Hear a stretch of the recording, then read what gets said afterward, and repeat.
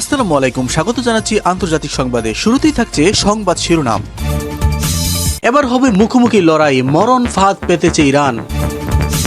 আবার শুরু হচ্ছে ভারত পাকিস্তান যুদ্ধ, বিচ্ছিন্ন হচ্ছে ভারত, পাকিস্তানের আর্মি চিফের সতর্কবার্তা। ইরান দখল করতে যুদ্ধ নামছে আমিরাত, ট্রাম্পের প্ল্যান মাফিক এগুচ্ছে সব। এদিকে ইউক্রেনের আকাশে রাশিয়ার মহাপ্রলয়, F-16 ধ্বংস করে দিল রুশ ফাইটার।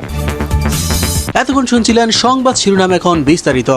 এবার হবে মুখোমুখি লড়াই, মরণ ফাঁদ পেতেছে ইরান।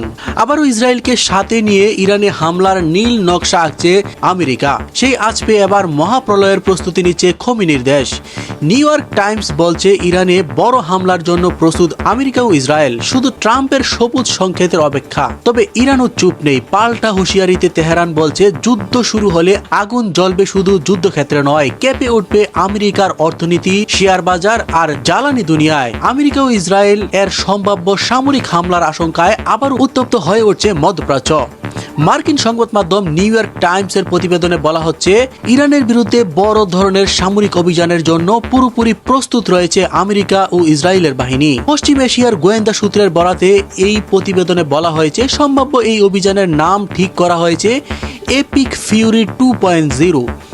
এর আগে ফেব্রুয়ারিতে ইরানে চালানো মার্কিন অভিযানের নাম ছিল এপিক ফিউরি। এবার দ্বিতীয় ধাপে আরো বড় ও বিস্তৃত সামরিক প্রস্তুতি নিচ্ছে পেন্টাগন। বর্তমানে পশ্চিম এশিয়ায় মোতায়েন রয়েছে 5,000-এর বেশি মার্কিন সেনা। একই সঙ্গে যুদ্ধ প্রস্তুতি জোরদার করেছে ইসরায়েলি বাহিনীও। সামরিক কর্মকর্তাদের ধারণা, আগামী সপ্তাহে শুরু হতে পারে এই হামলা। তবে এই উত্তেজনার কেন্দ্রে থাকা ইরান স্পষ্ট জানিয়ে দিয়েছে, কোনো হামলা হলে তার জবাব হবে কঠোর। তেহরান বলছে, যুদ্ধ চাপিয়ে দিলে শুধু মধ্যপ্রাচ্য নয়, কেঁপে উঠবে পুরো বৈশ্বিক অর্থনীতি। ইরানের পররাষ্ট্রমন্ত্রী আব্বাস আরাকচি সরাসরি ওয়াশিংটনকে সতর্ক করে বলছেন, যুদ্ধের মূল্য শেষ পর্যন্ত মার্কিন জনগণকেই দিতে হবে। সামাজিক যোগাযোগ মাধ্যম এক্সে দেয়া এক বার্তায় আরাকচি বলেন, গ্যাসের দাম বৃদ্ধি, শেয়ার বাজারে অস্থিরতা এবং ঋণের সুদের হার বেড়ে যাওয়ার মতো সংকট আরো তীব্র হবে। তিনি দাবি করেন, যুদ্ধ শুরু হলে আরো বড় ধাক্কা খাবে মার্কিন অর্থনীতিতে। এদিকে কূটনৈতিকভাবে উত্তেজনা কমানোর চেষ্টা চালিয়ে যাচ্ছে পাকিস্তান সহ কয়েকটি দেশ। হোয়াইট হাউসের সঙ্গে নিয়মিত যোগাযোগ রাখছেন বিভিন্ন দেশের প্রতিনিধিরা। রাজনৈতিক বিশ্লেষকরা বলছেন, একদিকে শক্তি প্রদর্শনের মাধ্যমে নিজেদের অবস্থান স্পষ্ট করতে চাইছে, অন্যদিকে যুদ্ধবিরোধী মার্কিন ভোটারদেরও সন্তুষ্ট রাখতে চাইছে ট্রাম্প প্রশাসন। তাই হামলা হলেও সেটিকে দ্রুত এবং সফল অভিযান হিসেবে উপস্থাপন করার পরিকল্পনা রয়েছে হোয়াইট হাউসের।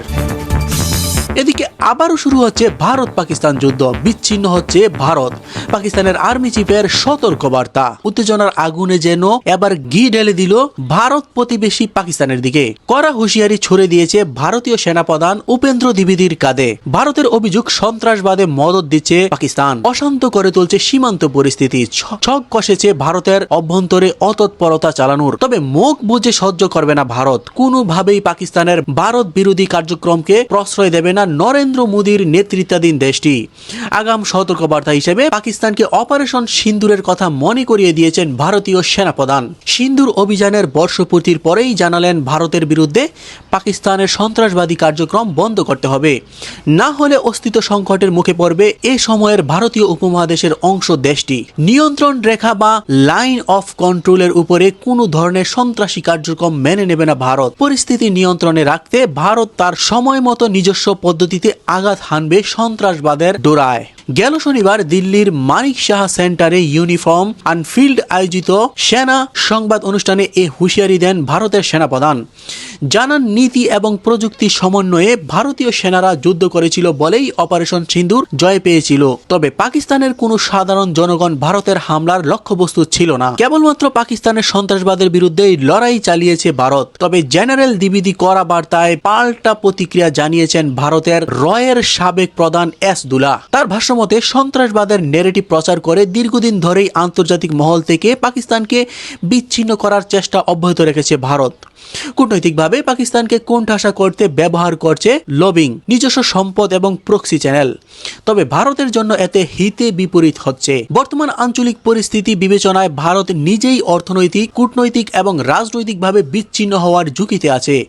বরং পাকিস্তানের চিফ অফ ডিফেন্স ফোর্সের স্টাফিল্ড মার্শাল আসিফ মনির আরও বেশি আন্তর্জাতিক স্বীকৃতি পাচ্ছেন। ভারতের উচ্চপদস্থ সেনা পর্যায়ের এমন কড়া বার্তায় অস্থিতিশীল হয়ে উঠতে পারে দক্ষিণ এশিয়ার নিরাপত্তা পরিস্থিতি। আস্থাহীনতার সম্পর্ক আরো গভীর হতে পারে ভারত পাকিস্তানের। এদিকে দখল করতে যুদ্ধে নামছে আমিরাত। ট্রাম্পের প্ল্যান মাফিক আগাচ্ছে সব। ইরানকে কোণঠাসা করতে এবার সরাসরি মাঠে নামছে সংযুক্ত আরব আমিরাত। আর পর্দার আড়াল থেকে সেই আগুনে ঘি ঢালছে ডোনাল্ড ট্রাম্পের প্রশাসন। ব্রিটিশ সংবাদ মাধ্যম টেলিগ্রাফের এক বিস্ফোরক প্রতিবেদনে কাঁপিয়ে দিয়েছে আন্তর্জাতিক মহলকে। ট্রাম্প প্রশাসনের সাবেক এক জ্যেষ্ঠ নিরাপত্তা কর্মকর্তা ফাঁস করেছেন এক অবিশ্বাস্য গোপন তথ্য। ডোনাল্ড ট্রাম্পের ঘনিষ্ঠ মহলের কর্তারা নাকি সংযুক্ত আরব আমিরাতকে সরাসরি উস্কানি দিচ্ছেন ইরানের গুরুত্বপূর্ণ লাবান দ্বীপ দখল করার জন্য। তাদের স্পষ্ট বার্তা, যান ওগুলো দখল করুন। ওয়াশিংটনের কৌশল পরিষ্কার, যুক্তরাষ্ট্রের বদলে আমিরাতি বাহিনীকেই তারা সরাসরি নামিয়ে দিতে চায় ইরানের বিরুদ্ধে সম্মুখ সমরে। শুধু মুখের কথাই নয়, পর্দার আড়ালে নাকি খেলা শুরু হয়ে গেছে ইতিমধ্যেই। কেবল অত্যন্ত গোপনে লাবান দ্বীপে বিমান হামলা চালিয়েছে আমিরাতি বিমান বাহিনী। পারস্য উপসাগরের এই কৌশলগত দ্বীপটি দখল করতে পারলে ইরানের বুক চিরে আধিপত্য বিস্তার করা সম্ভব। আর সেই লোভেই এখন মত্ত আবুধাবি। বিশ্লেষকরা বলছেন, গত 11 সপ্তাহের এই রক্তক্ষয়ী যুদ্ধ মধ্যপ্রাচ্যে মেরুকরণকে পুরোপুরি উলটপালট করে দিয়েছে।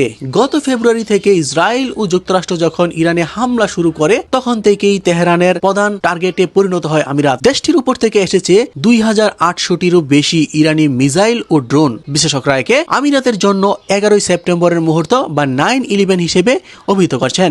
এই ভয়াবহ আঘাতকেই আমিরাতকে বাধ্য করছে তাদের প্রতিরক্ষা কৌশল নতুন করে সাজাতে।